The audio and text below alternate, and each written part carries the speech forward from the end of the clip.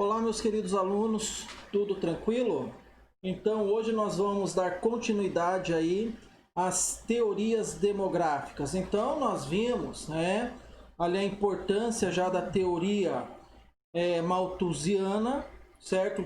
Podemos dizer que foi a que deu impulso para as outras teorias aí demográficas. Lembrando que teorias demográficas são aquelas teorias que irão, fazer o estudo da população e através desse estudo da população eles irão, logicamente, tirar as suas conclusões. Claro que essas teorias aí demográficas vão estar diretamente relacionadas aí ao grande contingente populacional. Então sempre será analisado, tá, o fator população, ou seja, população absoluta, o fator economia, o fator distribuição de riquezas, certo? Então, por isso que essas teorias demográficas são muito importantes, principalmente para fazermos aí o que chamamos de um planejamento familiar. Mas como nós já vimos, como o professor estava falando, a teoria marxista, tá? Chega aí então como uma teoria que vai contrapor, digamos assim, a teoria neomalthusiana e também a teoria de Malthus, beleza? Lembrando que essa teoria marxista aí, ela também pode ser chamada de teoria reformista. Então vejam bem, teoria reformista, o próprio nome já diz, correto? Teoria reformista por quê? Porque ela vai pregar uma reforma, tá? E esta reforma vai ser através de uma determinada conscientização para chegar a um montante de um planejamento familiar e logo, em contrapartida, a diminuição do número de filhos aí por casal ou por família, digamos assim. Então vejam só, em respostas aos neomalthusianos foi elaborada a teoria reformista, que inverte a conclusão das duas teorias demográficas anteriores. Então vejam bem, tá? As duas teorias demográficas anteriores, quais são? A teoria de Malthus e a teoria neomalthusiana, que o professor já explicou para vocês na aula passada. Tranquilinho? Então continuando, ó. Ela analisa os problemas demográficos tendo como referência as condições socioeconômicas da população, dependendo da necessidade de se enfrentar as questões sociais e econômicas dos países para que a dinâmica demográfica entre em equilíbrio. Então, nota que essa teoria reformista ou marxista, certo? Ela vai estar diretamente relacionada aí aos aspectos socioeconômicos da população, certo? E, logicamente, ela vai pregar que tem que haver aí um equilíbrio, tá? Nessa dinâmica aí demográfica para que os países reorganizem, logicamente, a sua vida socioeconômica.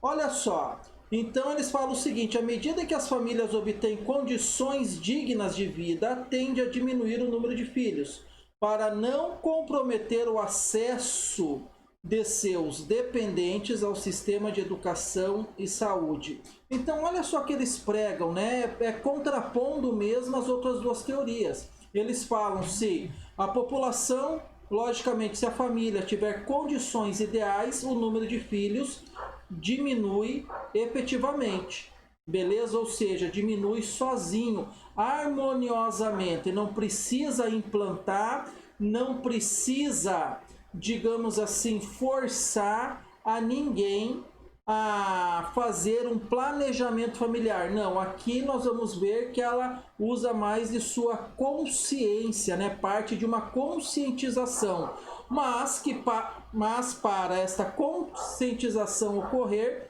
logicamente as pessoas têm que ter o quê? Poder aquisitivo, tá? É simples, analisar essa teoria reformista nos nossos dias de hoje, tá? Infelizmente, se nós pegarmos e compararmos aí uma família, que tem, digamos assim, uma classe social desenvolvida, ou melhor falando, uma família rica, e nós pegarmos uma família pobre, nós vamos ver que o número de filhos, né, por casal, digamos assim, de uma família rica é bem menor do que o número de filhos aí de uma família pobre, certo?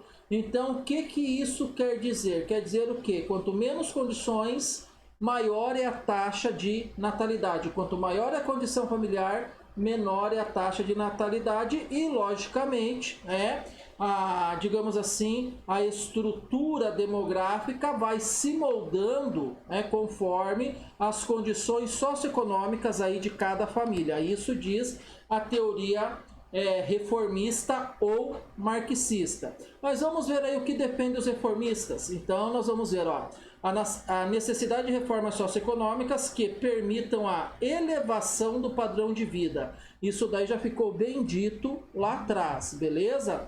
Melhoria da distribuição de renda e de alimentos. Logicamente, para nós aumentarmos o padrão de vida, vai ter que ocorrer uma melhoria dessa distribuição de renda e de alimentos aqui.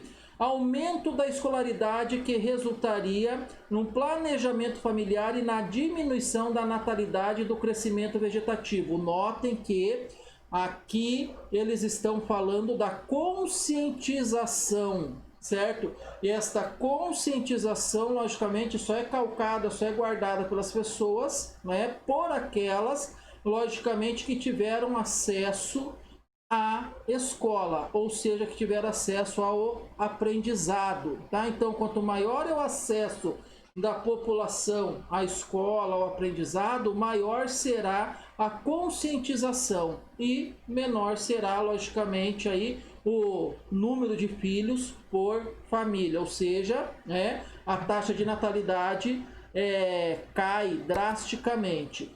E aí nós temos, entre essas três principais teorias, que são as teorias, de Malthus, a teoria neomalthusiana e a teoria reformista, surge aí então mais contemporaneamente a teoria ecomalthusiana. Então eu quero que vocês prestem bastante atenção na palavra, olha só, ecomalthusiana, vem de ecologia, beleza?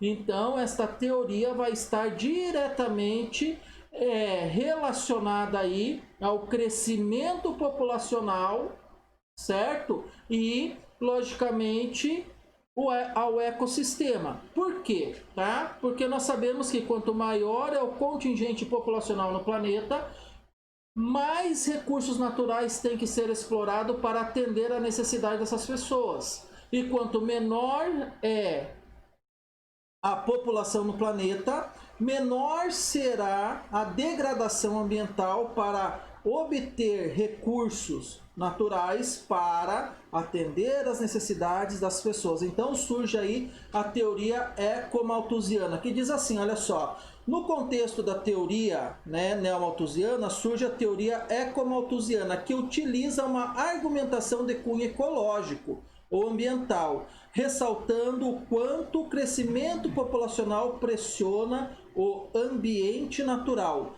Pressiona o ambiente natural em decorrência do quê? Em decorrência da degradação, porque tudo que nós utilizamos provém da natureza. Então, se tem um maior número de pessoas, maior vai ser o estrago lá no meio ambiente, maior será o estrago na natureza propriamente dita, beleza? Então, o que depende desses ecomalthusianos aí? Olha só, eles falam o seguinte, o grande crescimento populacional intensifica a utilização dos recursos naturais, é aquilo que o professor está falando até agora, para garantir o abastecimento da população, provocando grandes problemas ambientais, beleza? Ou seja, nós temos que pensar que tudo que nós utilizamos provém da natureza, então quanto maior é o número de seres humanos, maior a degradação do meio ambiente. Então, alimento, vestuário, tecnologia, certo? Medicação, tudo está diretamente relacionado à questão ambiental, tá bom?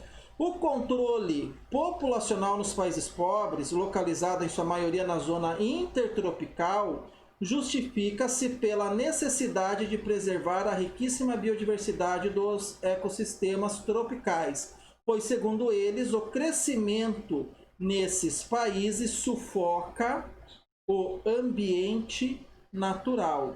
Logicamente, eles vão precisar de mais recursos e também mais espaço para a moradia. Então daí vem esse cunho filosófico aí que tem que diminuir a população para se preservar aí, digamos assim, o meio ambiente. E recai logicamente na teoria ali do desenvolvimento sustentável, certo? Que nós temos logicamente que cuidar aí do meio ambiente, etc, para preservar esse meio ambiente para as gerações futuras.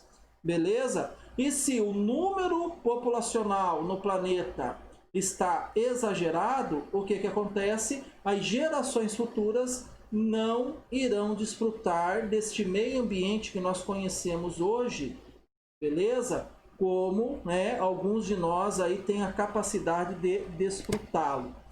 Contradição da teoria ecomalthusiana. Então, olha só, vale lembrar que os grandes devastadores das florestas tropicais e de muitos outros ecossistemas foram os países ricos, ao longo do processo de colonização, principalmente aonde? Na Ásia, na África e na América Latina.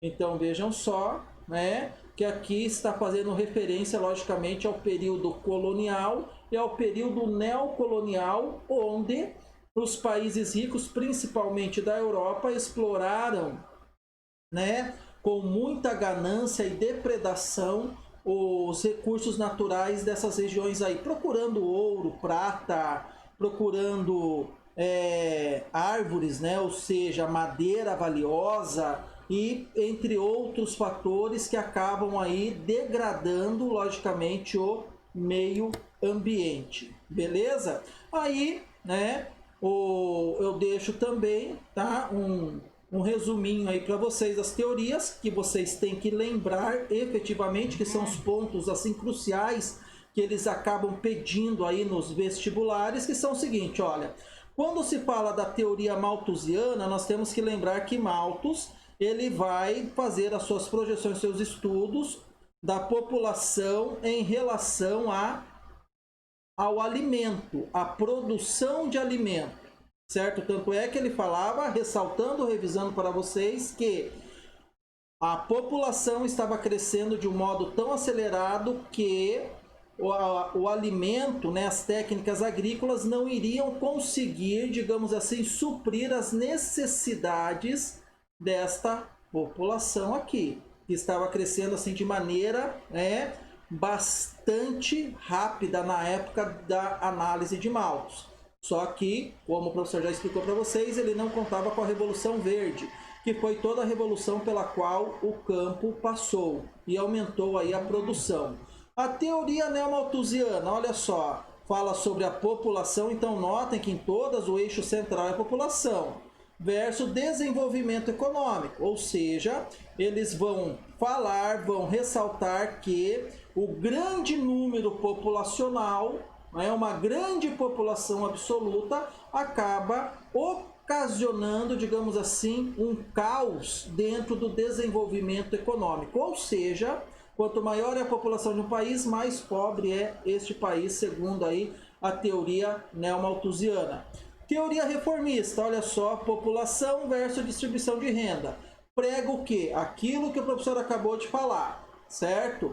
Quanto maior é a renda familiar, menor será a taxa de natalidade. Então, por isso que tem que haver uma distribuição de renda mais digna para que, de modo, digamos assim, harmonioso, haja um planejamento familiar e não da forma que o Malthus, queria colocar aí o controle populacional, muito menos a teoria neomalthusiana, que era nada mais do que obrigar as pessoas a terem casamento tardio, tomar pílula, celibato e por aí vai. Tá? Aqui então é algo mais harmonioso na teoria reformista ou marxista.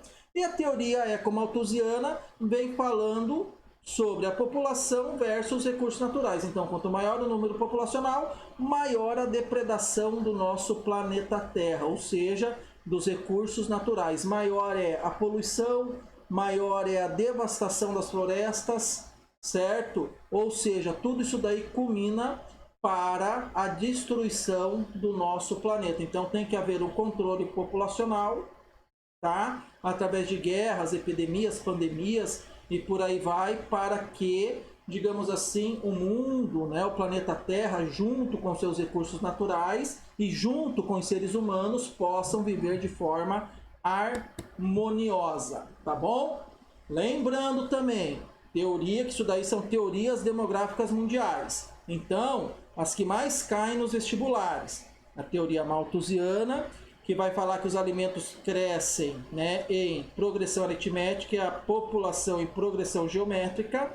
Então iria faltar alimento, porque o que cresce em PA, o crescimento em PA é menor do que o crescimento em PG. Malthusiana, né, ou seja, a culpa, tá, do, digamos assim, do mau desenvolvimento, né, social, socioeconômico, dos pobres, propriamente dito, e a teoria, né, reformista ou marxista, beleza? A renda é sinônimo de informação, tá bom? Então, logicamente tem que ter escolas, etc., e uma boa renda para a família, para que haja para que haja, logicamente, digamos assim, esta disseminação, tá, da teoria marxista e haja um planejamento familiar harmonioso, como estou citando até agora, beleza? Aí fica, né, um resuminho aí das teorias para vocês, tá? Essas três são as que mais caem no vestibulares. Como o processo, digamos assim,